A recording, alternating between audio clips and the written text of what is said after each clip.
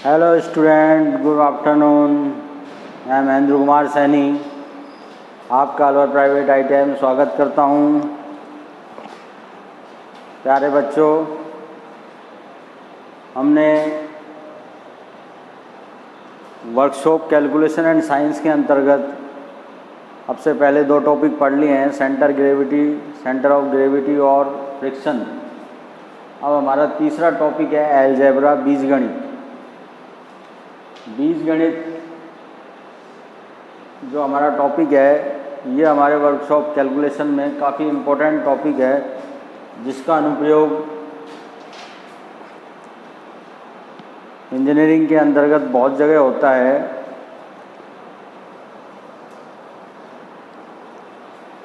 कोई भी हल निकालना हो तो हम अलजेब्रा की मदद से आराम से निकाल सकते हैं।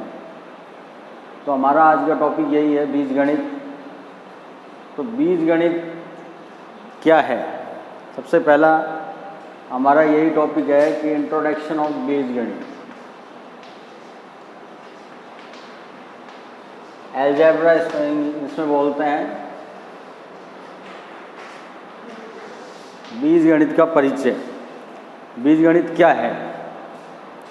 तो बीजगणित क्या है कि गणित की वह शाखा है जिसके अंतर्गत हम अज्ञात मान राशि जो होती हैं, जो ज्ञात नहीं होती हैं, उन अज्ञात मान राशियों को हम संकेत पद्धति द्वारा प्रतिपादित करते हैं। किसके द्वारा? संकेत पद्धति के द्वारा प्रतिपादित करते हैं। बीजगणित में जो कैलकुलेशन होती है वह अंकगणित की ही तरह होती है, जैसे जोड़ना, घटाना, गुणा करना, भाग करना।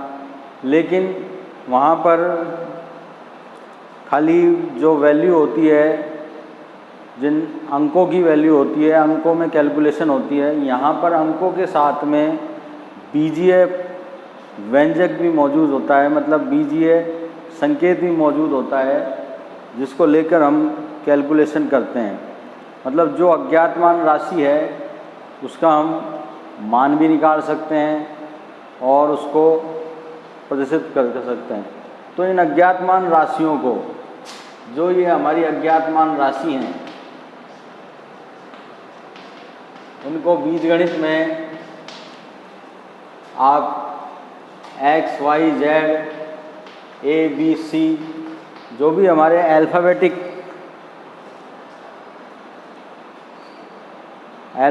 हैं, उनका प्रयोग करके हम सवालों को हल करते हैं। जैसे बीजगणित के अंतर्गत एग्जाम्पल के तौर पे लिखा हुआ है 5x। तो इसका मतलब क्या है? इसका मतलब ये है कि जो इसमें अज्ञात मान राशि है, ये क्या कहलाती है? अज्ञात मान राशि। x क्या है? यहाँ पर एक अज्ञात मान राशि है। क्या है? एक अज्ञात मान राशि है। और 5 क्या है? यहाँ पर एक कांस्टेंट है। क्या है? कांस्टेंट, नियत वैल्यू, नियत मान। जो कांस्टेंट वैल्यू होती है उसका मान नियत होता है, मतलब नियत। इसका मान हर जगह एक होगा। हम सोचे कि दिल्ली में 5 को क्या बोलेंगे? 5 ही बोलेंगे। महाराष्ट्र में 5 को क्या बोलेंगे? 5 ही बोलेंगे। या किसी दूसरे देश में जाएंगे तो वहाँ भी 5 को 5 ही लिखा जाएगा। तो इसका मान कोई बदलता नहीं है। लेकिन x एक ऐसी वैल्यू है जो कि अज्ञात मान राशि है। इसी को हम बोलते हैं इंग्लिश में वेरिएबल। क्या बोलते हैं? वेरिएबल, चर राशि, जिसका कुछ भी मान हो सकता है। क्या हो सकता है? कुछ भी मान हो सकता है। तो 5x का मतलब यहाँ पर क्या है कि 5x में x कितनी बार सम्मिलित है? 5 बार सम्मिलित है। कितनी बार सम्मिलित है? 5 बार। तो इसी को हम 5x के रूप में लिख सकते हैं। तो ये सबसे पहली चीज़ है बीजगणित में, 5x। इसी प्रकार से जैसे x³ लिखा हमने, तो यहाँ x क्या है? एक वेरिएबल है। और क्यूब क्या है? ये एक्सपोनेंट बोलते हैं इसको इंग्लिश में। ये x की घात है। तो इसमें x अपने आप से 3 बार मल्टीप्लाई है। इसका मतलब क्या है? x अपने आप से 3 बार मल्टीप्लाई है। तो बीजगणित को सीखने के लिए सबसे पहले हमें कुछ नियम हैं, उन नियमों के बारे में जानकारी होना आवश्यक है। तो वो कौन से नियम हैं और वो क्या जानकारियाँ हैं, वो हम आपको इस वीडियो के अंतर्गत आज देंगे। तो सबसे पहली चीज़ तो यही आती है कि अलजेब्रा क्या है। जैसा मैंने बताया कि अलजेब्रा क्या है। अलजेब्रा बीजगणित, गणित की वह शाखा है जिसके अंतर्गत हम अज्ञात मान राशियों को एक संकेत द्वारा प्रतिपादित करते हैं। वो संकेत क्या है? वो संकेत अल्फ़ाबेट हो सकते हैं, कोई भी अल्फ़ाबेट हो सकते हैं, ABCD XYZ STUV, जो भी कुछ है, कुछ भी हो सकता है। तो बीजगणित में सीखने के लिए सबसे पहले हमें जो रूल्स हैं उनका ध्यान पड़ना पड़ता है। उसके लिए सबसे पहली चीज़ हमें सीखना पड़ेगा सिग्न रूल। सबसे पहली चीज़ क्या आती है?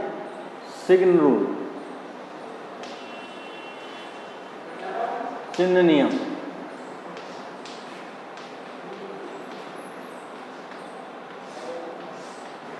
चिन्ह नियम सबने अंकगणित में पढ़ा है चिन्ह नियमों के बारे में, और पहली क्लासों में हम पढ़ चुके हैं चिन्ह नियमों के बारे में। तो इस चिन्ह नियम में क्या होता है कि जो संक्रियाएं होती हैं, जैसे जोड़ना, घटाना, गुणा करना, भाग करना, तो जोड़ने के चिन्ह नियम अलग होते हैं,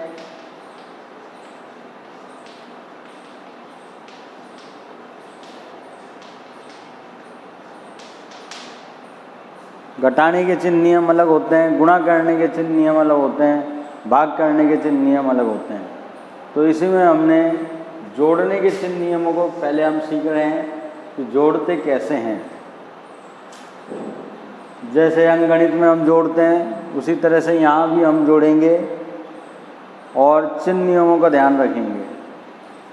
मान लो पहली चीज़, किसी धनराशि में, ये A कोई धनराशि है, इसमें हमें B कोई धनराशि को जोड़ना है। क्या करना है? ऐड करना है। तो दोनों राशियों का योग हो जाएगा और चिन्ह किसका आएगा? प्लस का आएगा। किसका आएगा? प्लस का। प्लस का जो चिन्ह है वो जोड़ने की संक्रिया को दर्शाता है। A व B राशियों का क्या हो जाएगा? योग। ये पहली चीज़ है। जब दोनों राशि क्या हो? धनात्मक हो, यानी दोनों राशि प्लस की हो, तो अगर हम उनके अंदर योग कर रहे हैं, जोड़ कर रहे हैं, तो चिन्ह किसका आता है? प्लस का आता है, और A व B का योग हो जाता है। जैसे देखिए एग्जाम्पल, जैसे हमें 2x कोई राशि है, ये प्लस की है। किसी भी राशि के साथ में अगर कोई चिन्ह दिखाई नहीं दे रहा है तो ये समझिए कि उसके साथ चिन्ह क्या है? धनात्मक चिन्ह है। दूसरी राशि है प्लस 3x। इन दोनों राशियों को हमें जोड़ना है, तो दोनों राशियों को जोड़ने के लिए हमें प्लस का निशान लगाना पड़ेगा दोनों राशियों के बीच में, और जोड़ने का जो नियम है प्लस का चिन्ह आएगा, और 2 और 3 कितने होते हैं? 5। A व B राशियों का योग। 5 आ गया आपका कांस्टेंट और x आपका वेरिएबल है, तो प्लस 5x इसका योग हो जाएगा। ये पहली चीज़ है आपकी जोड़ने की, जब दोनों राशियाँ धनात्मक हों। दूसरी चीज़ आती है, एक राशि प्लस A है और दूसरी राशि माइनस B है, या एक राशि माइनस A की है और दूसरी राशि प्लस B की है। तो इन दोनों में क्या होता है? जो चिन्ह आता है वो होता है बड़ी राशि वाला चिन्ह।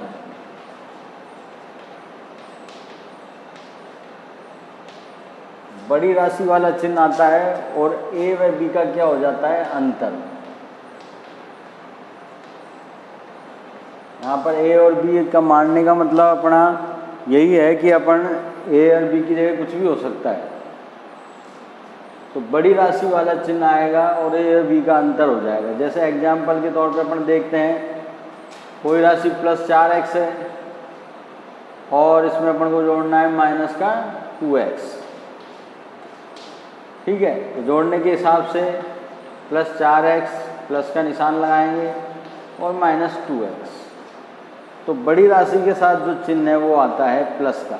बड़ी राशि कौन सी है? 4x। 4x 2x में से बड़ी राशि कौन सी है? 4x। तो इसके साथ चिन्ह कौन सा है? प्लस का।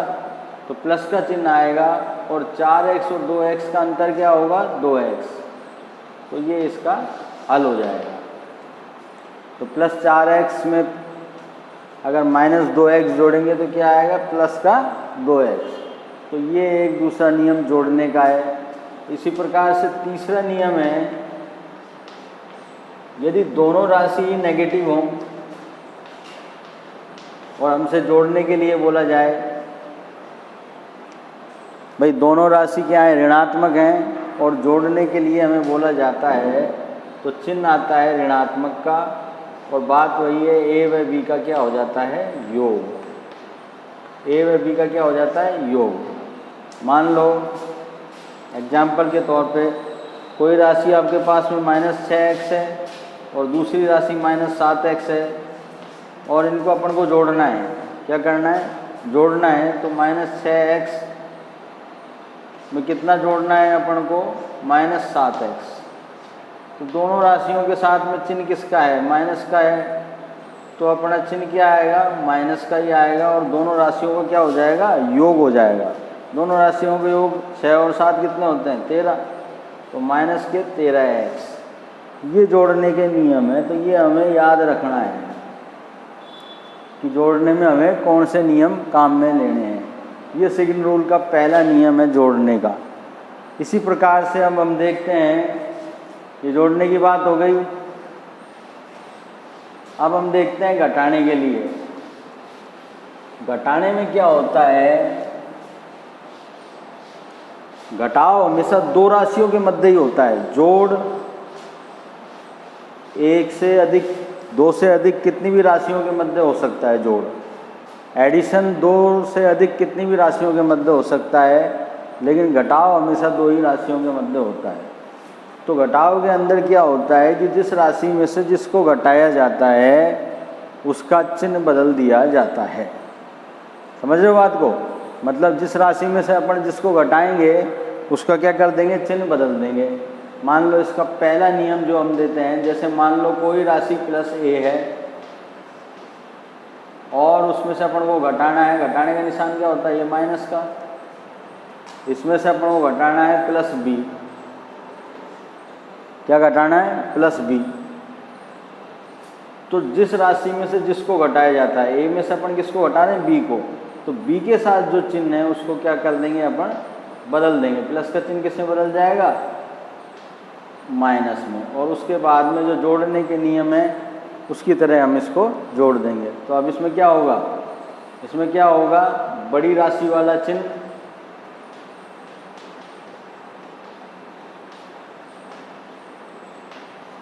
और a व b का क्या हो जाएगा? अंतर। क्या हो जाएगा? अंतर। यहाँ पर जो हमने पहली राशि a है वो धनात्मक है, दूसरी राशि भी धनात्मक है। दोनों को हम एक में से +a में से +b को घटा रहे हैं, तो जो घटने वाली राशि है उसका चिन्ह बदल दिया जाता है। तो क्या चिन्ह आएगा यहाँ पर? बड़ी राशि के साथ में जो चिन्ह है वो आएगा। जौन सी राशि बड़ी होगी वो चिन्ह आ जाएगा और a व b का क्या हो जाएगा? अंतर। जैसे मान लो +2x में हमें घटाना है माइनस का प्लस का 6x, ये हमें घटाना है। तो 2x में से प्लस के 2x में से प्लस का 6x हम घटा रहे हैं। तो जो घटने वाली राशि है, घटने वाली राशि कौन सी है? 6x plus 6x। तो इसके साथ प्लस का चिन्ह है तो ये क्या हो जाएगा? इसको हम बदल देंगे। क्या कर देंगे? बदल देंगे। माइनस में बदल जाएगा और ये इस फॉर्म में आ जाएगा। अब इस फॉर्म में आने पर इसमें हमने जोड़ने वाला नियम ही लगाना है। तो जो राशि बड़ी है उसके साथ में जो चिन्ह है वो चिन्ह आएगा माइनस का। 6x राशि बड़ी है 2x से, तो इसके साथ चिन्ह क्या है? माइनस का। तो माइनस का चिन्ह आ जाएगा और 6x और 2x का अंतर क्या होता है? 4x। तो ये इसका हल हो जाएगा। क्या हो जाएगा, हल हो जाएगा। इसी तरह से दूसरी बात, यदि एक राशि माइनस की है और दूसरी राशि भी माइनस की है जिसको हम घटाना चाहते हैं, तो भी क्या बात होगी, यही बात होगी कि बड़ी राशि वाला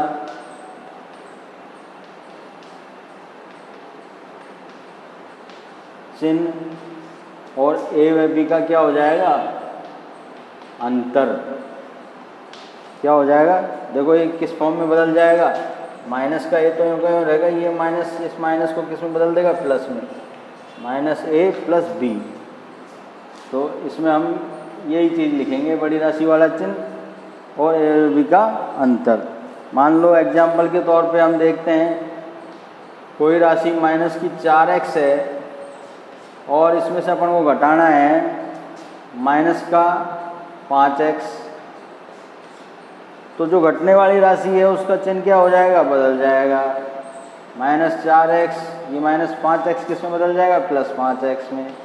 अब जोड़ने वाला नियम काम करेगा, बड़ी राशि कौन सी है, 5x, इसके साथ चिन्ह कौन सा है, प्लस का, तो प्लस का चिन्ह आएगा और 5x और 4x का क्या हो जाएगा, अंतर हो जाएगा, क्या होगा, x, 1x यानी x। x के साथ यहाँ 1 लिखने का मतलब क्या है, 1x यानी x ही है, 1x से गुणा होकर क्या आएगा, उसका गुणनफल x ही आएगा। एक बात ये हो गई। तीसरी बात अपने पास में आती है, अगर हमें माइनस की राशि में से प्लस की राशि को घटाना है, मान लो किसको घटाना है, प्लस की राशि को, तो चिन्ह किसका आएगा, माइनस का, और ए व बी का क्या हो जाएगा, योग। ए व बी का क्या हो जाएगा, योग। जैसे माइनस ए में से प्लस बी घटाना है तो जो बी के साथ जो चिन्ह है वो क्या हो जाएगा, घटाने पर बदल जाएगा, ये माइनस का हो जाएगा। दोनों माइनस माइनस के हो गए तो चिन्ह माइनस का आएगा। अब जोड़ने वाला नियम काम करेगा, वही ए व बी का योग। जैसे एग्जाम्पल देखते हैं हम, माइनस 2x में से मान लो हमें प्लस 4x घटाना है, प्लस 4x क्या करना है, घटाना है, तो जो घटने वाली राशि है उसके साथ जो चिन्ह है उसको बदल दिया जाएगा, प्लस किस में बदल जाएगा, माइनस में। तो चिन्ह किसका आएगा, माइनस 2x माइनस 4x। अब इसमें जोड़ने वाला नियम काम करेगा, तो माइनस का चिन्ह आएगा और ए बी का योग हो जाएगा, यानी 2x और 4x कितने होते हैं, 6x। तो ये हो गया, ये घटाव आ गया इसका। इसी प्रकार से माइनस ए की जगह प्लस ए हो सकता है और प्लस बी की जगह माइनस बी हो सकता है। क्या हो सकता है, माइनस बी। तो उसमें क्या होगा, देखिए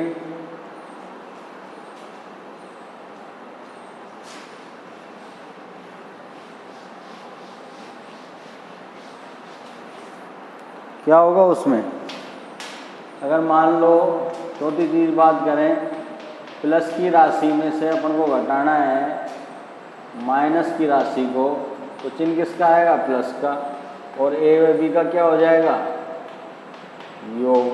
क्या हो जाएगा, योग। देखिए प्लस 6x में से हमको मान लो घटाना है माइनस का 8x, तो जो घटने वाली राशि है वो क्या होगी, उसके साथ जो चिन्ह है वो क्या होगा, बदल जाएगा। 6x माइनस 8x किस में बदल जाएगा, प्लस 8x में। अब ये भी प्लस की राशि हो गई, ये भी प्लस की राशि हो गई, तो चिन्ह किसका आएगा, प्लस का। 8 और 6 कितना होता है, इन दोनों का योग हो जाएगा 14x। ये इस तरह से घटाने में चिन्ह नियम काम में लिए जाएंगे। तो घटाने में यही याद रखना है हमको कि जिस राशि में से जिस राशि को घटाया जाता है, तो जो राशि घटती है उसके साथ में जो चिन्ह होता है उसको बदल दिया जाता है। और घटाव हमेशा दो राशियों के मध्य ही होता है। घटाव क्या होता है, दो राशियों के मध्य। लेकिन जो जोड़ है, जोड़ में ये एक साथ कई राशियां हो सकती हैं। क्या हो सकती हैं, कई राशियों को एक साथ जोड़ा जा सकता है। वो कैसे जोड़ा जाता है, वो जोड़ना जब हम जोड़ सीखेंगे तब आपको बताएंगे। अभी अभी चिन्ह नियम की बात कर रहे हैं अपन, तो जोड़ने के चिन्ह नियम और घटाने के चिन्ह नियम अपन ने पढ़ लिए। इसी तरह से गुणा के नियम, गुणा करने पर चिन्ह नियम।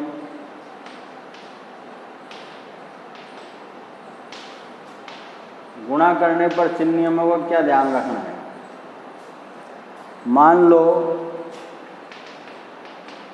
प्लस की कोई राशि है, उसको गुणा करना है प्लस की बी राशि से, तो चिन्ह किसका आएगा?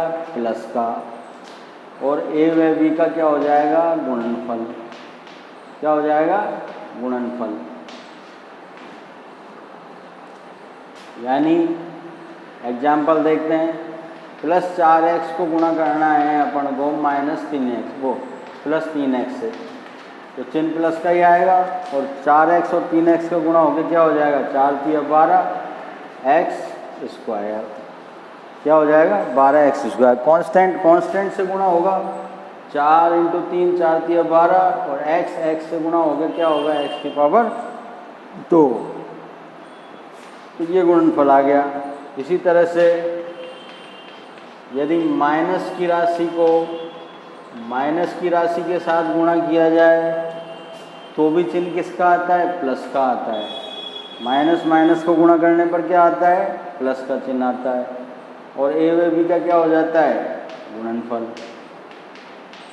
ए व बी का क्या हो जाता है? गुणनफल।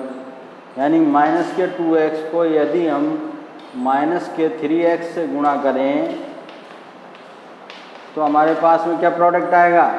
प्लस का 2 3 6x स्क्वायर। ये अपना प्रोडक्ट आएगा गुणा करने पर। तो हमने इसमें क्या देखा? दोनों चीज़ों में हमने देखा कि जो समान चिन्हों को गुणा करते हैं आपस में तो प्लस का निशान आता है, और जो राशियां गुणा हो रही हैं उनका गुणनफल आ जाता है। और विपरीत चिन्हों का गुणा करते हैं, जैसे माइनस की ए राशि को गुणा करते हैं प्लस की बी राशि से, तो चिन्ह क्या आएगा? माइनस का। और ए व बी का क्या हो जाएगा? गुणन। जैसे माइनस के 2x को हम गुणा कर रहे हैं प्लस के 8x से, तो क्या आएगा अपना? माइनस का चिन्ह आएगा। और 8 दूनी 16, और x गुणा x स्क्वायर, माइनस का 16x स्क्वायर। इसी तरह से प्लस की राशि को माइनस की राशि के साथ में गुणा किया जाए तो भी चिन्ह कितना आता है? माइनस का। और ए व बी का क्या हो जाता है? गुणन। जैसे प्लस के 4x को हमें गुणा करना है माइनस के 3x से, तो क्या आ जाएगा? गुणनफल। माइनस का चिन्ह आएगा, प्लस माइनस माइनस, गुणा करने पर 4 3 12 x स्क्वायर। तो इससे क्या पता लगा हमें कि विपरीत चिन्हों को जब गुणा किया जाता है तो माइनस चिन्ह आता है गुणा करने पर, और समान चिन्हों को जब गुणा किया जाता है तो प्लस चिन्ह आता है।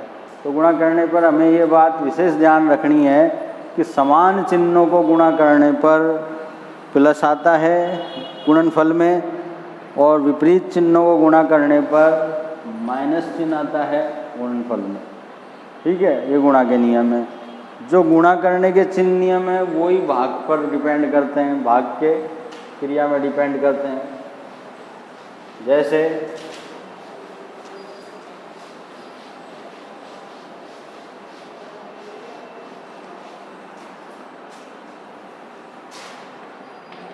भाग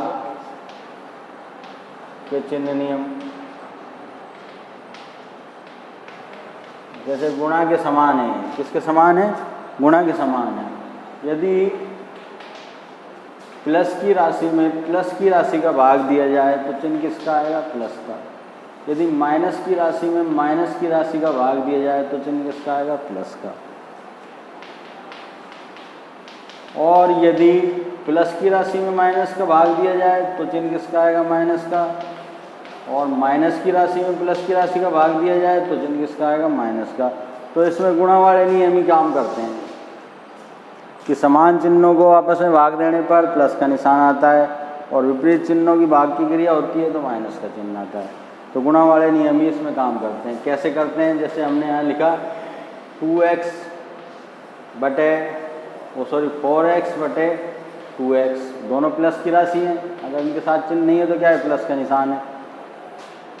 गुणा करना है, वो भाग करना है, तो x से x कट जाता है भाग में, और 2 दूनी क्या होता है 4, लेकिन चिन्ह किसका आएगा, प्लस का और 2, क्योंकि हम प्लस 4x गुणा 1/2x लिख सकते हैं इसको। इसके साथ चिन्ह क्या है, प्लस, तो प्लस प्लस प्लस, x से x कट गया, 2 दूनी 4, तो क्या आ गया आपका 2, क्या आ गया प्रोडक्ट 2 प्लस 2, क्या प्रोडक्ट आ गया होगा प्लस 2।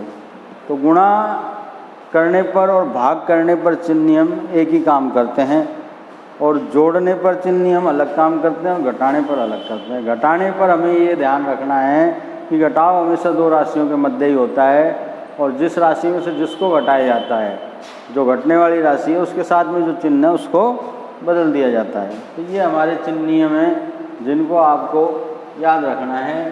बीजगणित में सवालों को हल करने पर चिन्ह नियम बहुत काम आते हैं, चिन्हों का विशेष रूप से ध्यान रखना पड़ता है। इन्हीं चिन्ह नियमों में मैं एक बात बता देता हूँ आपको, जैसे हम ब्रैकेट लगाते हैं, कोई भी ब्रैकेट हो सकता है, छोटा, मझला, बड़ा, 3-4 तरह के ब्रैकेट होते हैं। ये मझला ब्रैकेट, ये बड़ा ब्रैकेट, अगर, और एक होती है रेखा बंधनी, ये भी ब्रैकेट होता है। अगर इनसे पहले माइनस का चिन्ह है, ब्रैकेट से पहले क्या है, माइनस का चिन्ह है, और अंदर जो भी प्लस माइनस की संक्रिया हो रही है उनके साथ जो भी चिन्ह है जिन राशियों के साथ में, वो सब चिन्ह क्या हो जाएंगे, बदल दिए जाएंगे। क्या होंगे, बदल दिए जाएंगे। जैसे मान लो माइनस अंदर है plus 2x, minus 3x, minus 4x, ये एक संक्रिया है। तो जैसे ही इस माइनस चिन्ह को हम अंदर भेजते हैं इस ब्रैकेट के, और इस ब्रैकेट को हटाते हैं, तो इन राशियों के साथ में जो भी चिन्ह है वो क्या होगा, बदल जाएगा। ये प्लस 2x इसमें बदल जाएगा माइनस में, ये माइनस 3x इसमें बदल जाएगा प्लस 3x में, ये माइनस 4x इसमें बदल जाएगा प्लस 4x में। अब इसमें हम जोड़ने वाला नियम काम में ले सकते हैं। तो सबसे पहले जोड़ देंगे प्लस प्लस की राशियों को, क्योंकि प्लस की राशि ज़्यादा है, तो प्लस प्लस की राशि जोड़ेंगी, प्लस प्लस प्लस 4 और 3 7x। अब फिर जोड़ने का नियम लगा देंगे, प्लस 7x और माइनस 2x को जोड़ना है, तो प्लस की राशि 7x जो है वो क्या है, 2x से बड़ा है, तो इसके साथ में जो चिन्ह है वो चिन्ह आएगा, और इन दोनों का क्या हो जाएगा, अंतर हो जाएगा। क्या होगा अंतर, 5x। तो ये हमारा प्रोडक्ट आ गया। तो इस बात को हमें विशेष ध्यान रखना है कि अगर ब्रैकेट से पहले हमारे पास में माइनस चिन्ह है, तो उस माइनस चिन्ह का क्या रोल है कि जो ब्रैकेट के अंदर की जो राशियां हैं उनके साथ जो भी प्लस और माइनस का चिन्ह है वो बदल दिया जाता है। यानी अगर प्लस का चिन्ह है तो वो माइनस में बदल जाएगा, और माइनस का चिन्ह है तो वो प्लस में बदल जाएगा। तो ये बात ब्रैकेट में ध्यान रखनी है। तो ये जोड़ने, गुणा करने, भाग करने और घटाने के लिए हम जो चिन्ह नियम काम में लेते हैं वो इस तरह से लेते हैं। तो इनका ध्यान रखना आपको विशेष रूप से ज़रूरी है। ये अंकगणित में भी काम आता है और बीजगणित में भी काम आता है। बीजगणित में इसका विशेष उपयोग है, क्योंकि बीजगणित में आदमी चक्कर खा जाता है, इसलिए इसका विशेष उपयोग है। तो बीजगणित में आप ध्यान रखिए चिन्ह नियमों का, कि चिन्ह नियमों का विशेष उपयोग है। चिन्ह नियमों के बाद बीजगणित को सीखने से पहले कुछ बीजगणित के टर्म्स हैं, उनको हमें जानकारी होना आवश्यक है। तो उनकी जानकारी के लिए उससे पहले मैं बता दूं आपको इंडिसेस रूल, घातांक के नियम जिसको बोलते हैं, आपने पढ़ा होगा घातांकों के नियम। क्या पढ़ा होगा, घातांकों के नियम। ये घातांकों के नियम बहुत काम आते हैं अपने बीजगणित के अंदर, जोड़, गुणा, भाग करने में। तो इनका भी ध्यान रखना विशेष तो महत्व है। तो पहला नियम जो हमारा है घातांकों का, वो देखिए क्या है। यदि कोई राशि है a, इसकी घात है m, और दूसरी राशि है a, उसकी घात है n। यदि इन दोनों राशियों को गुणा किया जा रहा है, क्या किया जा रहा है, गुणा किया जा रहा है, अब देखिए ये ए क्या कहलाता है, आधार कहलाता है, और ये इसके ऊपर जो घात लिखी हुई है वो इसकी घात कहलाती है, ए की पावर m, इसको बोलते हैं ए की पावर n।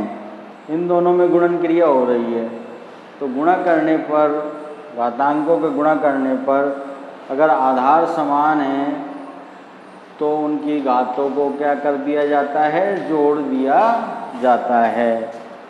ए की पावर m को गुणा करेंगे ए की पावर n से तो क्या प्रोडक्ट आएगा, ए की पावर m प्लस n। मान लो जैसे एक्स क्यूब आपके पास में कोई राशि है, गुणा करना है इसको x5 से, किससे गुणा करना है, x5 से, तो इन दोनों का क्या गुणनफल आएगा, x की पावर 3 प्लस 5, यानी x की पावर क्या आ जाएगी, 8। ये इसका प्रोडक्ट आएगा, ये इसका गुणनफल आएगा। मतलब गुणा होने पर समान आधार की घातें जोड़ दी जाती हैं, ये घातांकों का पहला नियम है। जब भी हम गुणा करेंगे, गुणा कितनी भी राशि एक साथ हो सकती हैं, तो उनकी अगर आधार समान है तो उनकी घातों को क्या कर देंगे, अपन जोड़ के लिख देंगे। ये अपना पहला नियम हो गया। दूसरा नियम है, यदि आधार समान है ए की पावर m और भाग की क्रिया हो रही है ए की पावर n, मतलब ए की पावर m में हमें ए की पावर n का भाग देना है। मैं फिर आपको दोबारा बता दूं, यहाँ पर ए क्या है, आधार है, n क्या है, इस आधार की घात है। ठीक है, इस घात को हम पावर भी बोलते हैं, एक्सपोनेंट भी बोलते हैं, दोनों चीज़ बोल सकते हैं। तो अगर समान आधार की समान आधार की राशियां हैं और उनमें भाग की क्रिया हो रही है, तो क्या होगा कि जो प्रोडक्ट आएगा वो आएगा ए की पावर m माइनस n। इनकी घातों को क्या कर देंगे, हम घटा देंगे। जिस राशि का भाग दिया जाता है और उसके साथ में जो घात है वो दूसरी राशि जिसमें भाग दिया जा रहा है उसकी घात में से घटा दी जाती है। यानी जैसे एग्जाम्पल के तौर पे x की पावर 5 में आपको भाग देना है x की पावर 2 का, तो इसका प्रोडक्ट क्या आएगा, इसका प्रोडक्ट आएगा x की पावर 5 माइनस 2, यानी x की पावर 3। क्या आएगा, x की पावर 3, ये इसका हल आ जाएगा। अब इसी नियम को हम दूसरी तरह से लिख सकते हैं। दूसरी तरह से कैसे लिख सकते हैं, अगर मान लो हम इस राशि को नीचे लेके आए इसकी घात को, तो हम इसी को लिख सकते हैं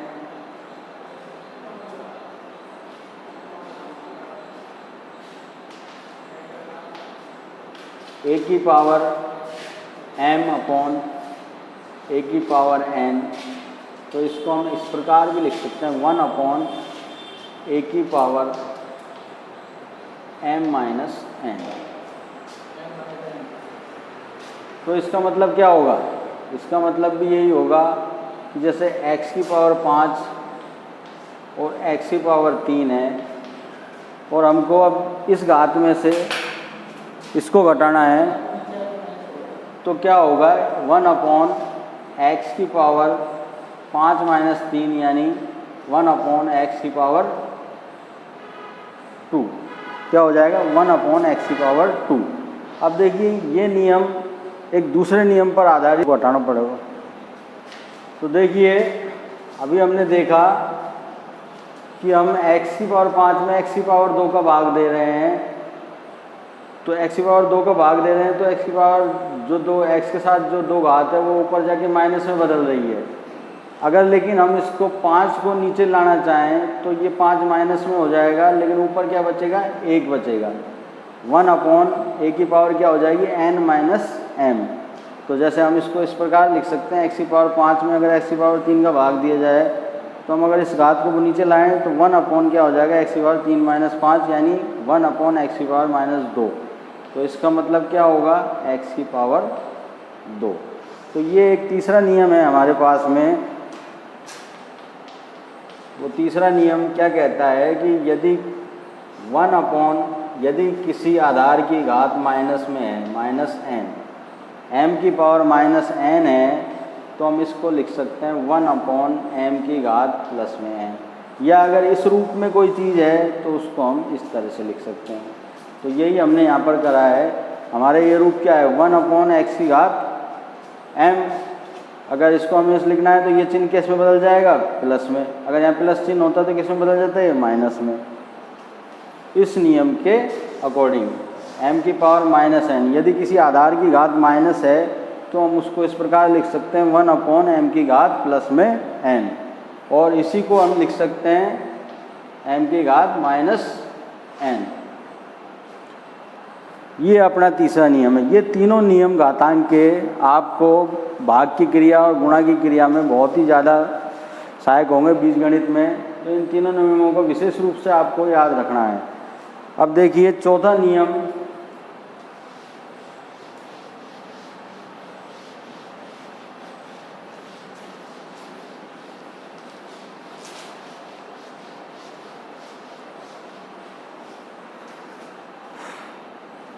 चौथा नियम क्या कहता है, यदि किसी भी आधार की घात 0 हो, क्या हो 0, तो उसकी वैल्यू कितनी होती है 1।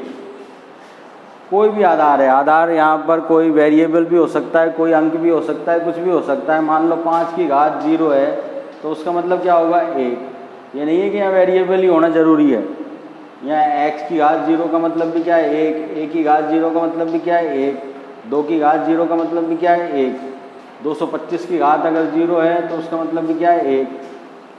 कोई भी वैल्यू है उसकी घात अगर 0 है तो उसका मान क्या होगा 1 होगा। क्या होगा 1। ये हमारे घातांकों का चौथा नियम है।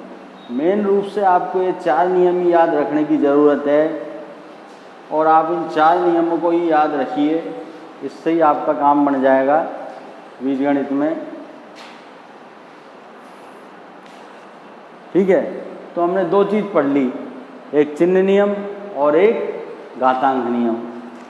चिन्ह नियम से ये आपको फ़ायदा होगा कि चिन्ह कहाँ बदलने कहाँ नहीं बदलने, जोड़ने पर क्या करना है, घटाने पर क्या करना है, गुणा करने पर क्या करना है, भाग करने पर। और घातांक के नियम में ध्यान रखना है कि कब घातें घटेंगी, कब जुड़ेंगी। इनकी सबकी कंडीशन ये है कि आपका आधार समान होना चाहिए। अगर हम गुणा और भाग की क्रिया कर रहे हैं किन्हीं राशियों के मध्य, तो उनका आधार समान होना चाहिए, तभी उनकी घातें जुड़ेंगी। जुड़ेंगी कब, जब गुणा की क्रिया होगी, और घटेंगी कब, जब भाग की क्रिया होगी। ठीक है, ये 4 नियमों को याद रखिएगा। के नियम में हम 2-3 बात और सीख लेते हैं। 5वां रूल, यदि x की घात m की होल घात n है, कोई भी राशि है अगर उसकी कोई घात दे रखी है और फिर उसका ब्रैकेट लगा के उसकी होल घात दे रखी है, उसके ऊपर भी कोई घात दे रखी है, तो ये घातें आपस में क्या हो जाती हैं, मल्टीप्लाई हो जाती हैं। मान लो इसकी भी घात दे रखी है आपको s, तब भी क्या होगा, ये आपस में तीनों क्या होंगी, मल्टीप्लाई हो जाएंगी। क्या होगी, मल्टीप्लाई। तो आपको ध्यान रखना है x की पावर m की घात होल n है, तो ये क्या हो जाएगा m गुणा n। मान लो आपके पास x की घात 4 है और इसकी होल घात क्या है 3, तो आपका प्रोडक्ट क्या आएगा, हल क्या आएगा इसका, ये 4 और 3 आपस में क्या हो जाएंगे, गुणा हो जाएंगे, x की पावर 12, 4 तिया 12। तो ये इसका मतलब है। यदि 2 समान आधार की राशियां गुणा हो रही हैं, उनकी कोई घात है, होल घात x गुणा y की घात m है, क्या है, x गुणा y की घात क्या है, m है, तो ये घात ये नहीं है कि इन दोनों के ऊपर है। हम इसको इस प्रकार भी लिख सकते हैं x की घात m गुणा y की घात m, इस प्रकार भी लिख सकते हैं। इसी तरह से x बटा y की घात m है, तो ये घात भी क्या है, दोनों के ऊपर है, x के ऊपर भी और y के ऊपर भी। x की घात m बटे y की घात m। तो ये कुछ घातांक के नियम हैं जो आपको याद रखने हैं, और इनसे आपको बीजगणित में सवालों को हल करने में काफ़ी मदद मिलेगी, तो इनको याद रखिए।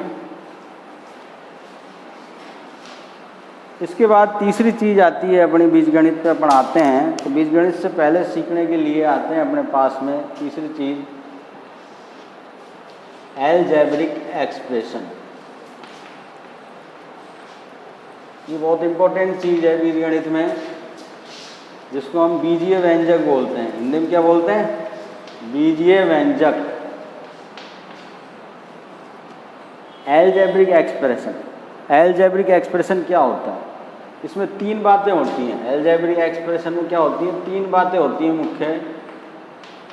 एक तो होता है कांस्टेंट, क्या होता है? कांस्टेंट, नियतांक। एक होता है वेरिएबल यानी चर राशि, जिसको हम अज्ञात मान राशि बोलते हैं। क्या बोलते हैं? चर राशि। और एक होता है एक्सपोनेंट, ये होती है घात। अगर किसी भी व्यंजक में ये तीनों चीज़ें हैं तो वो क्या है? एक एलजेब्रिक एक्सप्रेशन है। क्या है वो? एक एलजेब्रिक एक्सप्रेशन है। मान लो हमारे पास में एग्जाम्पल के तौर पे अपन देखते हैं, ये कोई राशि लिखी हुई है 4x स्क्वायर, 4x स्क्वायर लिखी हुई है। तो इसमें 4 क्या है? 4 क्या है? एक अचर राशि है, कांस्टेंट राशि है।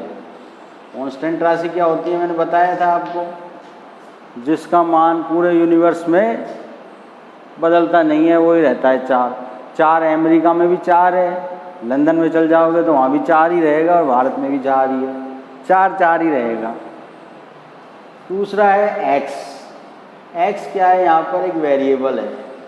क्या है? वेरिएबल यानी अज्ञात मान राशि है, चर राशि है। वेरिएबल क्या होता है? जिसका मान समय के अनुसार, स्थान के अनुसार कुछ भी बदलता रहता है। क्या होता है? बदलता रहता है। तो x क्या है? यहाँ पर एक वेरिएबल है। x की जगह हम कोई भी अल्फ़ाबेट यूज में ले सकते हैं, जरूरी नहीं है x ही आए, y भी हो सकता है, z भी हो सकता है, ABCD, कुछ भी हो सकता है। और यहाँ पर जो x की घात है वो क्या है? एक्सपोनेंट है। अगर किसी राशि में ये तीनों चीज़ें मौजूद हैं तो वो क्या है? एक एलजेब्रिक एक्सप्रेशन है। उसी को हम क्या बोलते हैं? एक बीजीय व्यंजक बोलते हैं। अब आप बताइए कि मैंने कोई पद लिख दिया 3x की घात 2, ये क्या है? क्या एलजेब्रिक एक्सप्रेशन है? हाँ भाई, एलजेब्रिक एक्सप्रेशन है। इसमें एक अचर राशि भी है, वेरिएबल भी है, और एक घात भी है। क्या है? घात भी है।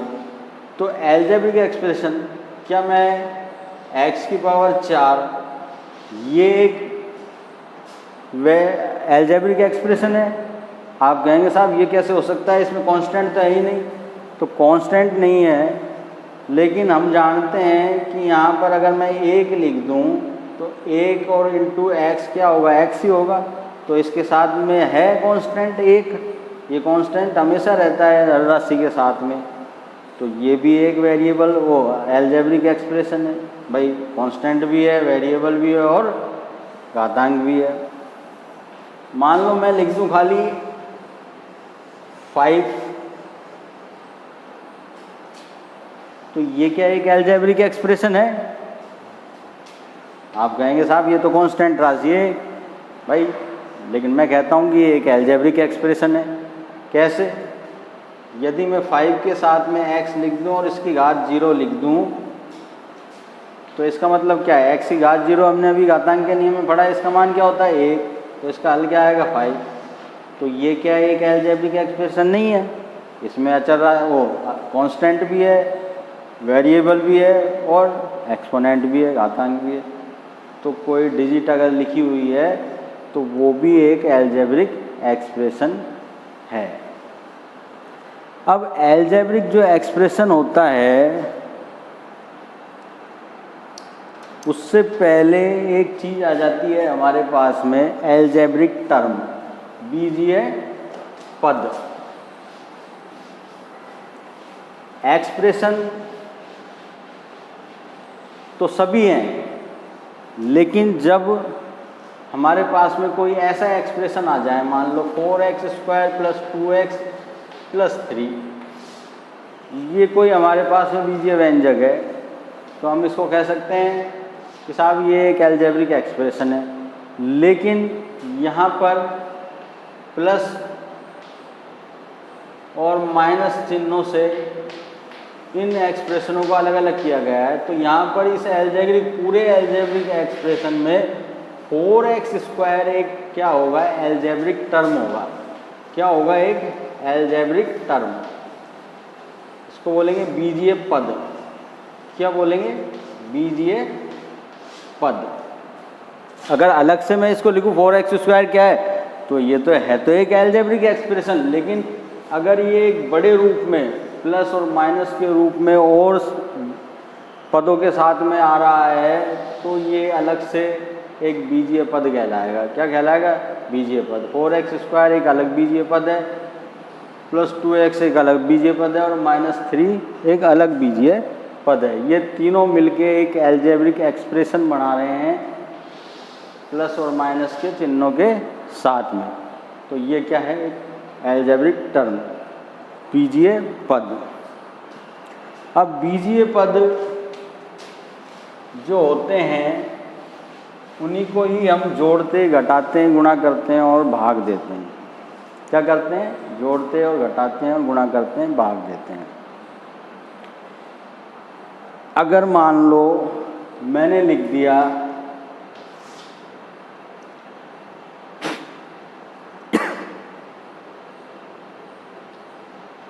4x⁻³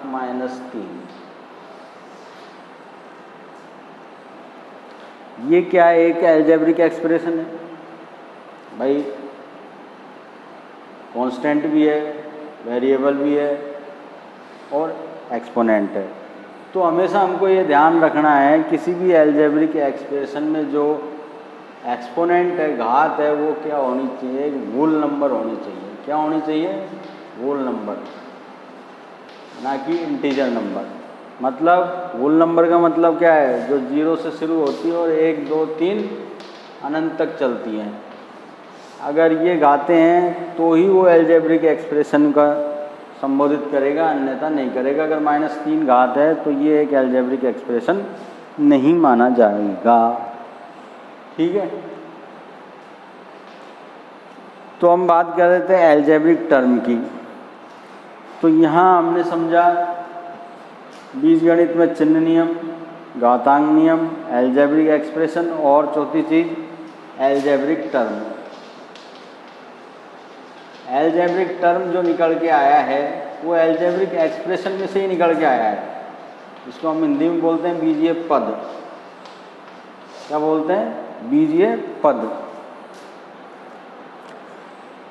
तो ये एल्जेब्रिक टर्म हो गया।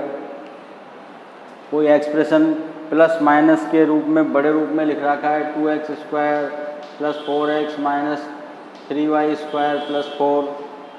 ये पूरा एक बीजीय व्यंजक है, लेकिन इसमें जो 2x² है + 4x है -3y² है +4 है, ये क्या है, अलग अलग टर्म है। क्या है, एल्जेब्रिक टर्म है, जो आपस में जोड़ और घटाव के निशान से एक एल्जेब्रिक एक्सप्रेशन को रूप देती हैं। क्या देती हैं, कि एल्जेब्रिक एक्सप्रेशन को रूप देती हैं।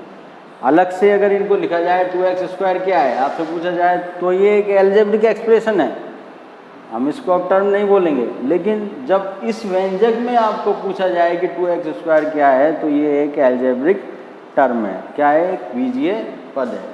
तो मैं आपको ये 4 चीज़ समझाना चाहता था आज के वीडियो में। तो आपको भली बात ये 4 चीज़ समझ में आई होंगी। तो आगे हम इनसे संबंधित चीज़ें कुछ करेंगे अगले वीडियो में, तो आपको बताएंगे। तो आज आप इस वीडियो को देखिए और इन 4 चीज़ों को समझने की कोशिश कीजिए। और जो मेरा चैनल है यूट्यूब पर महेंद्र कुमार सैनी के नाम से, उसको लाइक करिए, शेयर कीजिए, और जो कमेंट हैं वो आप कमेंट दीजिए। मैं समझता हूँ बीजगणित को समझने के लिए 4 चीज़ों को समझना बहुत ज़रूरी है। इसके बाद और भी बहुत सारी चीज़ें हैं जो हम अगले वीडियो में बात करेंगे। तो इन 4 चीज़ों को पहले समझिए, और इनसे संबंधित कोई समस्या हो तो कमेंट बॉक्स में आप कमेंट कीजिए। तो आज का वीडियो मैं यहीं समाप्त करता हूँ। तो thank you everyone, best of luck, good afternoon, thank you.